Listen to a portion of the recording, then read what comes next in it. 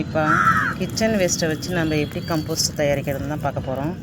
இது என்னுடைய kitchen waste compost. இங்கே பாருங்கள் எவ்வளோ சூப்பராக ரெடி ஆகிட்டாங்க பாருங்கள், எவ்வளோ செம்மையாக இருக்காங்க பாருங்கள்.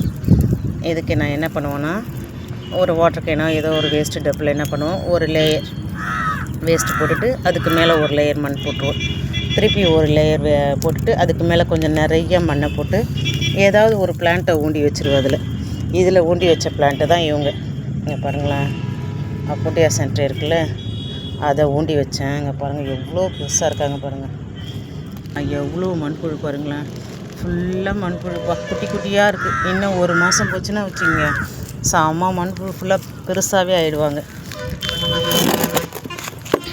இங்கே பாருங்களேன், இதில் கீழே ஒரு லேயர் மண், அடுத்த ஒரு லேயர் கொஞ்சம் நிறைய மண் போட்டிருக்கேன். இதில் நிறைய மண் போட்டு மேலே ஆனியன் வச்சுருக்கேன்.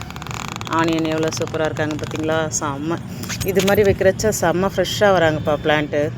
நல்லா அந்த கம்போஸ்டெல்லாம் எடுத்துக்கிறாங்களா, கொஞ்சம் செம்ம ஃப்ரெஷ்ஷாக கிடைக்குது, இப்போ செம்ம ஹெல்த்தியாக கிடைக்குது பிளான்ட்டு.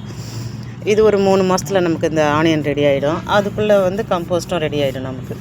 இதை எடுத்தோம்னா வச்சுங்க கரெக்டாக இருக்கும்.